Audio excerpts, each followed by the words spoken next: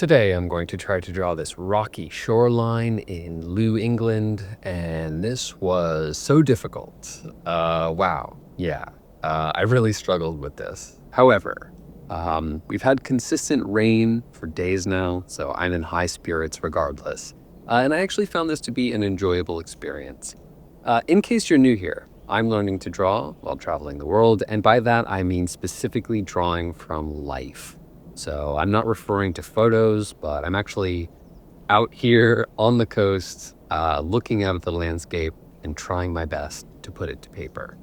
Rarely is it good, but it sure is better than when I started. If that sounds interesting to you, stick around. Okay, so if it isn't obvious, this is just texture hell. I don't have to think much about the composition today, and perspective isn't a huge concern. Although maybe I'll talk about that more later, but the texture very much is. And I'll be honest, I don't know how to manage it at all. I think the most straightforward way would be to start with the big general shapes and work inward from there, like get more and more granular. But yeah, I just don't know. Fortunately, this type of scene seemed like it would be pretty forgiving of my mistakes, so I wasn't too worried about bouncing around the paper and experimenting with my marks. I get the sense that this type of reference is one that people are like already prepared for, like they have, quote, rocky texture somewhere in the bank of skills in their mind, if that makes sense. And boy, would that have made this a whole lot simpler for me. If I'm wrong about that, let me know. But for instance, I've grown accustomed to drawing, say, little shrubs and other bits of foliage, and I'm comfortable with it because I have this little set of tools that I can utilize when those things crop up.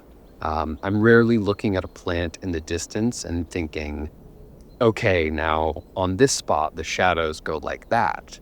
More often than not, I'm applying my general understanding of plants to those plants. But when I sit down to draw this, I don't have much of a stored skill or memory for it. So I'm approaching it singularly. As an individual thing, I'm focusing on each and every crack and crevice, hoping to glean as much data as possible, so I know what to draw, how to make it. On one hand, that slowly teaches me how to see it and understand it and approach it more simply in the future. But on the other, it's a slow roll and one that doesn't usually end successfully, at least in the present moment.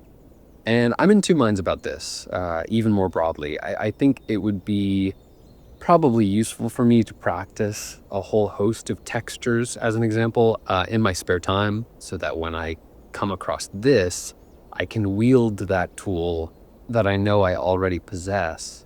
But I also want to give myself as much real-world observational practice as I can, because that's the muscle I'm most interested in building. I don't necessarily care about having all of this individual stuff in my head, like a bank of textures or whatever. Instead, I really romanticize the ability to understand things so completely, so generally, that I don't need to fall back on muscle memory. But instead, I can use my well-honed eye for texture or light or composition or whatever, and draw anything that I can see. I would hate to build a bank of textures, as an example, only to come face to face with something I've not stored in the past, and, be unable to deal with it in the present. Again, that might be a strange way to look at it, and I might be way off, but that's just how it feels. Having the skill to apply here would definitely be convenient, but forcing myself to go forward without it might be the best thing for my progress. Like I said, if that's a ridiculous take, and it's been proven wrong time and time again by a multitude of artists in the past, don't hesitate to let me know that. I'd hate to be wasting my time just because of my misguided philosophizing.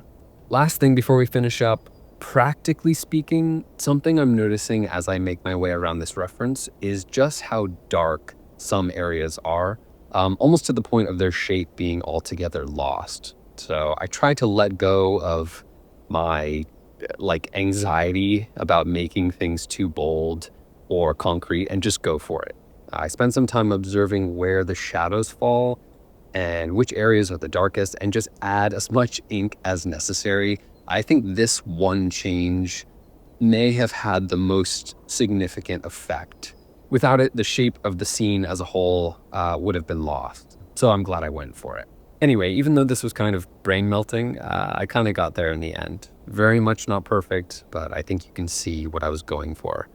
Depth was an issue once again, but the contrast certainly helped with that. Oh, and to bring it back around to perspective, I realized eventually that it was still pretty important here because plenty of these rocks are angling up towards the horizon.